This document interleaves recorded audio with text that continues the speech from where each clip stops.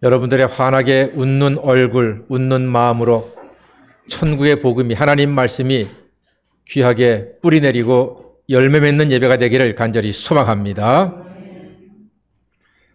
오늘은 하나님이 보호하사 우리나라 만세라는 제목의 말씀을 나누겠습니다. 샬롬, 다 같이 샬롬. 평화의 인사입니다. 샬롬은 하나님께서 우리에게 온전한 평화를 주시길 원하신다는 뜻이요, 하나님께서 우리에게 샬롬을 선포하시는 사랑의 주님, 평화의 주님이라는 말씀입니다. 그래서 저는 나라를 위한 첫 번째 기도는 전쟁이 일어나지 않도록 기도하는 것입니다. 전쟁은요, 생각만 해도 무섭습니다. 전쟁이 나면요, 여러분, 사랑하는 아들, 딸, 손자, 손녀, 남편, 아내, 부모님, 형제 다 죽습니다. 다 죽습니다. 집이 파괴되죠. 공장, 도로, 항만, 건물 다 부서집니다. 거지 되는 겁니다. 완전히 상거지가 되는 겁니다. 큰일 납니다. 그래서 하나님께 기도합니다. 전쟁을 막아주시고 평화의 뿌리가 내리고 평화의 열매를 맺도록 하나님께 간절히 구하여야 할 줄로 믿습니다. 하나님은 화평이십니다. 샬롬은 오직 하나님만이 주시는 놀라운 축복이요, 선물입니다. 그래서 성도는 평화를 위해서 기도하셔야 합니다. 광야의 이스라엘을 아말렉 족속이 공격해 들어왔습니다. 아말렉은 무자비한 사람들입니다.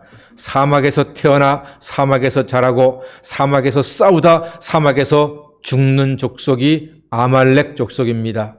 그래서 사막에서는 세계 최강의 전투력을 가지고 있는 사람들이 아말렉입니다. 그런데 이스라엘 백성들은 430년 동안 노예로 살다가 광야로 나왔습니다. 싸울 줄 모릅니다. 무기도 없습니다. 군사 조직도 없습니다. 그런데 최강의 아말렉 족속이 공격을 해 들어오니까 큰일 났습니다. 평안이 깨집니다. 화평이 깨져버렸습니다. 안절부절, 큰일 났습니다. 절망스럽습니다. 그러자 모세가 산에 올라가서 하나님께 두 팔을 들고 기도합니다. 하나님, 저 아말렉 족속을 이기고 승리하여 평화를 누리게 해 주시옵소서 간절히 기도합니다. 전쟁은 하나님께 속함을 믿기 때문에 모세는 하나님께 기도했습니다. 그런데 기도하다가 모세의 팔이 아파서 내려가면 기도가 중단되니 아말렉이 이기는 것이요, 또 힘을 내서 팔을 들고 기도하니 하나님이 기도에 응답하사 이스라엘 여호수아 장군이 이기는 놀라운 열매를 맺었습니다. 그날 모세의 두 팔을 아론과 훌이 붙잡아서 내려가지 않게 함으로 그 싸움에서 마침내 기도가 그치지 않고 계속되었기에 하나님이 역사하셔서 싸움에서 이길 수가 있었습니다. 하나님은 기도하는 자녀에게 하늘 문을 여시고 하늘로부터 승리와 평화를 허락해 주시는 줄 믿습니다. 그래서 우리는 찬양합니다. 평화, 평화로다. 하늘 위에서 내려오네. 그 사랑의 물결이 영원토록 내 영혼을 덮으소서. 아멘. 하늘 위에서 하나님이 평화를 내려주실 때 우리는 평화를 얻고 누릴 수가 있습니다. 예전에 우리 김재복 장로님과 함께 노회, 베트남, 캄보디아 선교 여행을 다녀왔습니다. 그 나라 갔더니요, 우리 대한민국과 공통점이 있더라고요. 전쟁 때문에 동족 상잔의 비극을 겪었고 전쟁 후에 완전히 나라가 폐허가 거지가 되는 그런 아픔을 당한 것이 한국, 베트남, 캄보디아의 공통점이었습니다. 여러분 아십니까? 6.25 때요, 이 전쟁 때문에 300만 명 이상이 목숨을 잃었습니다. 어마어마한 숫자입니다. 부산과 인천의 인구가 300만 명 조금 넘어요. 그 엄청난 숫자가 전쟁에 목숨을 잃었습니다. 베트남도 전쟁 때문에 300만 명 이상이 목숨을 잃었습니다. 캄보디아도 그 유명한 폴포트 정오권의 킬링필드 300만 명 이상이 목숨을 잃었습니다. 큰 비극과 아픔을 겪은 나라들입니다. 그런데 전쟁 후에 30년 만에 달라졌어요. 새 나라가 달라졌어요. 우리 대한민국은 올림픽을 유치하고 개최하는 기적 같은 발전을 이루었고요. 베트남과 캄보디아는 올림픽에 참가하는 것만도 감사하는 지경이 되었습니다. 제가 좀 단순 무식하게 비교해 보겠습니다. 제가 원래 좀 단순 무식합니다. 한국은 전쟁 후에 대학생 수준이 되었고, 베트남은 30년 만에 중학생 수준이 되었고, 캄보디아는 30년 만에 여전히 초등학교 수준으로 남아 있습니다. 제가 단순 무식하게 간단하게 그냥 표현을 했습니다. 혹시 캄보디아와 베트남을 유난히 사랑하시는 분이 계신다면 이해하시기를 바랍니다. 자, 지금요, 캄보디아, 베트남 이 동남아에 가면은 우리 한국이 인기가 짱입니다. 정말로 인기가 좋습니다. 한국 공장에 취직하는 것은 가문의 영광으로 압니다. 제 고등학교 동창생이 베트남에서 한 10년 동안 공장장을 했었는데 아주 엄청난 존경과 대접을 받았다고 합니다. 얼마나 말을 잘 듣고 성실하고 한국인 공장장이 말하는 대로 그렇게 직원들이 열심히 일하고 그 공장에 들어오고 싶어서 아주 애를 썼다는 것입니다. 한국말도 잘해요. 많이 배워가지고. 그때 장로님하고 시장을 가면은, 야, 베트남 아가씨들이요, 예쁜 아가씨들이 절 보고 이렇게 말합니다. 오빠 꽃미남이야. 하나 사, 안 비싸, 1,000원. 이러는 겁니다. 사람 보는 눈은 있어요. 오빠 꽃미남이야. 근데 저를 뒤따라오시는 우리 김재복 장로님께도 오빠 꽃미남이야. 그러는 겁니다. 여러분, 이래봬도 장로님과 제 스타일이요, 동남아에서 먹어주는 스타일입니다. 꽃미남 스타일입니다. 자, 여러분, 이런 세 나라의 차이는 어디에서 올까요?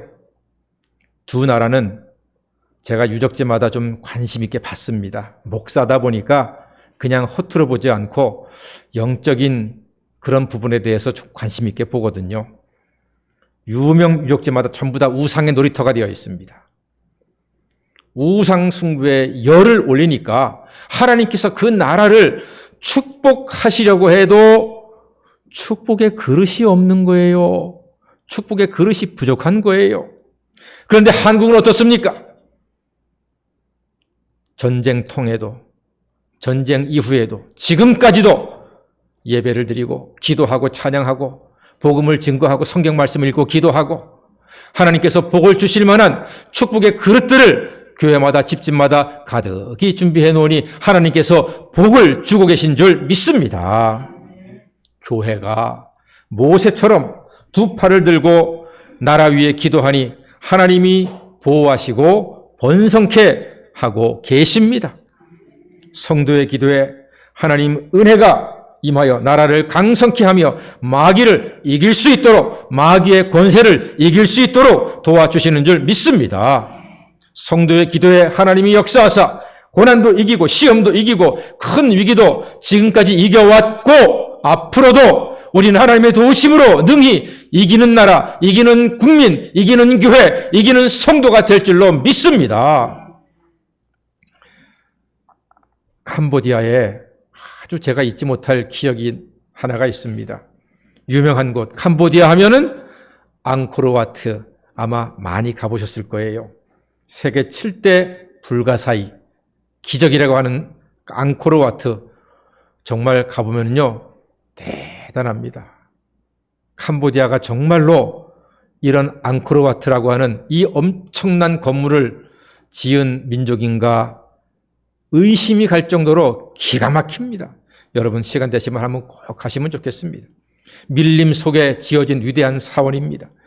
크메르 제국 때 수리아 바르만 2세가 지금으로부터 약 900년 전에 한 30년을 들여서 그 건물을 지었습니다. 서프라이즈! 정말 놀랍습니다.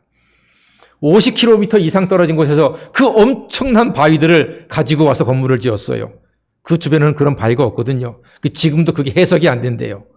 그 엄청난 바위를 어떻게 가지고 와서 그 건물을 지었는지. 당시 캄보디아 안에 있는 모든 건설 기술자들을 다 데리고 와서 그 건물을 지었답니다.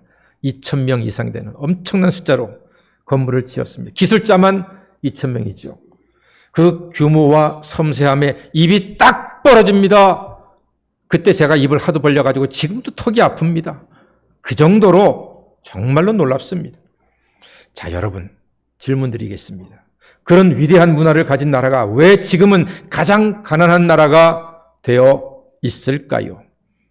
이유인즉슨 제가 그 당시 저희를 인도했던 가이드 선생님한테 귀담아 들었던 내용입니다. 앙코르와트를 왕이 완성을 하자 그 앙코르와트보다 더 위대한 건물이 앞으로 지어지지 못하도록 사원 밖에서 지배가는 모든 기술자들을 다 죽여버렸답니다. 한 명도 남기지 않고 다 죽였답니다. 그러니까 그 위대한 기술 문화가 거기서 딱 끊어지고 지금까지 가난을 면치 못하는 불쌍한 나라가 되고 말았습니다. 반면에 우리 대한민국은 전쟁 중에도 전쟁 후에도 많은 역사적인 아픔을 겪으면서도 하나님께 예배가 그쳐지지 않았고 기도가 그쳐지지 않았고 복음이 그쳐지지 않았고 십자가의 은혜와 생명의 말씀과 부활의 복음이 계속 이어지고 있기 때문에 하나님의 축복이 우리 대한민국 위에 계속 풍성히 차고 넘치고 있는 줄 믿습니다.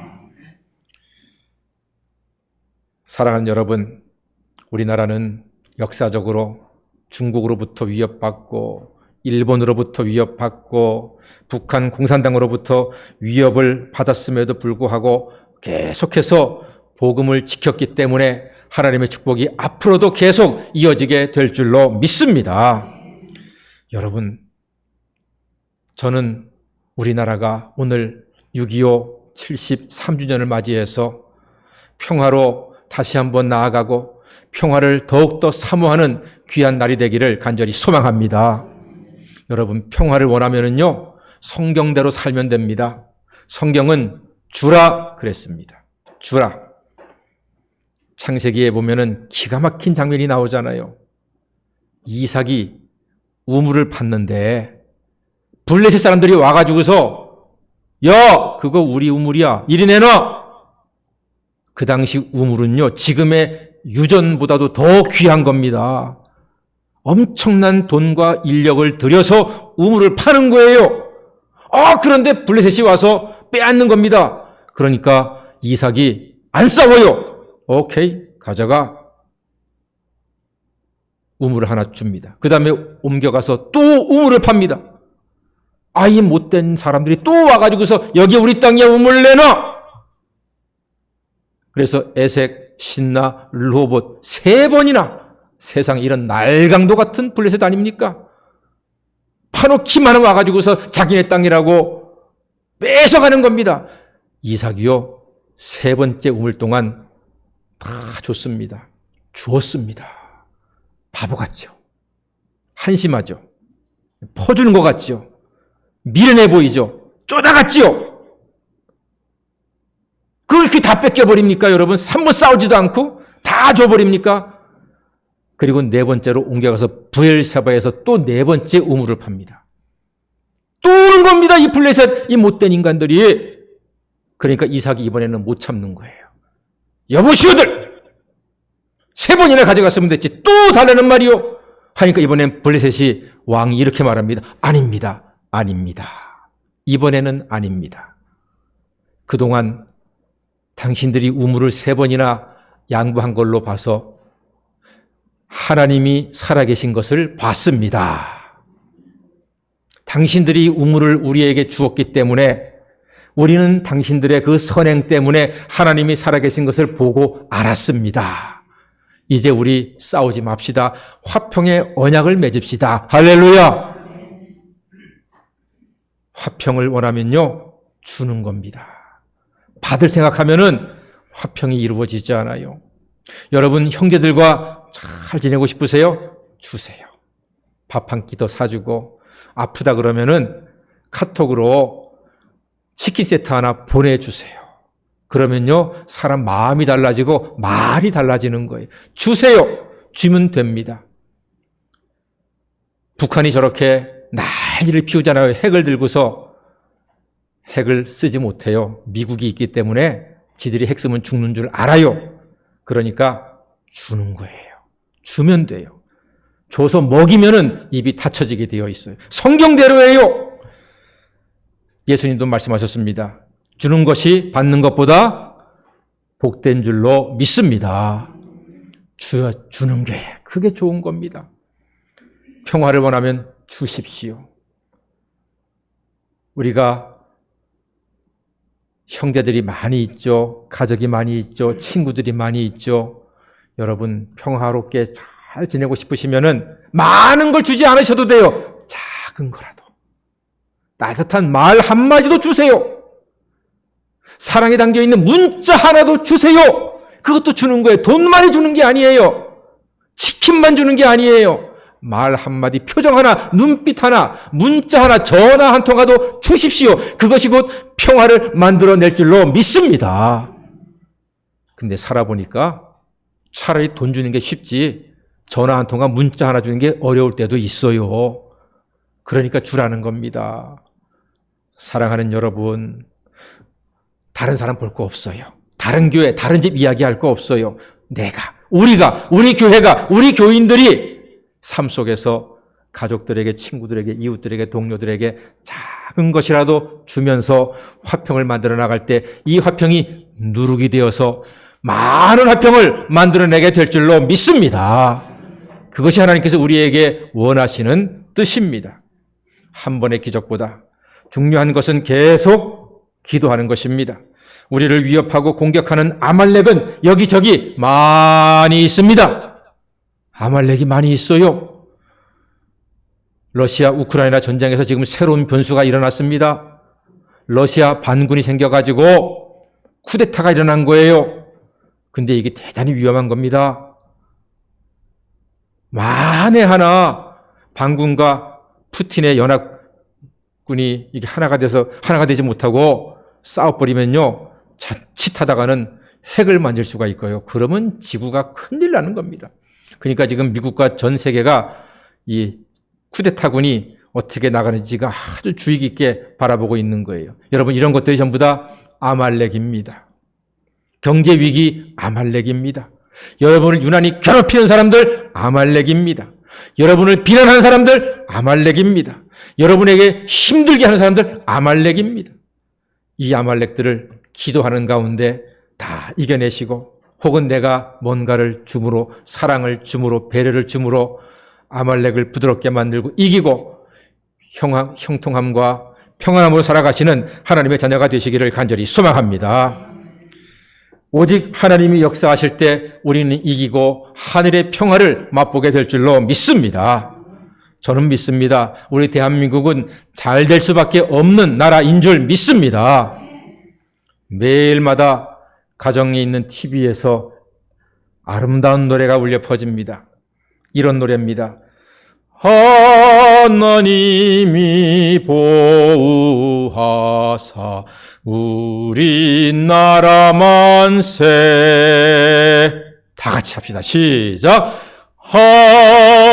하나님이 보호하사 우리나라 만세. 아멘. 전 세계 애국가를 다 살펴보세요. 하나님이 보호하신다는 이러한 가사가 있는 애국가가 몇 나라 없습니다. 미국, 호주, 한국, 영국 이 정도입니다. 근데 하나같이 다 우연하게도 잘 사는 나라들이네요. 사랑하는 여러분, 하나님이 보호하사 우리나라 만세, 이 노래가 그치지 않고 주님 오시는 그날까지 영원토록 이어지게 될 줄로 믿습니다. 전쟁은 아직 끝나지 않았습니다. 우리 성도가 나라와 교회와 가정을 위하여 기도의 팔을 들 때에 하나님께서 도우사 우리는 반드시 승리하게 될 것입니다. 아직 싸움이 끝나지 않았습니다. 예수의 이름으로 기도할 때 예수님의 권세로 우리나라는 모든 싸움에서 이기도록 하나님께서 교회와 가정과 나라와 우리 모든 성도들을 도와주실 줄 믿습니다. 기도하겠습니다. 사랑의 주님, 험한 세상 속에서도 주의 말씀과 십자가 은혜로 강물 같은 하늘의 평화를 날마다 누리며 살아갈 수 있도록 인도하여 주시옵소서. 예수님의 이름으로 기도하옵나이다. 아멘.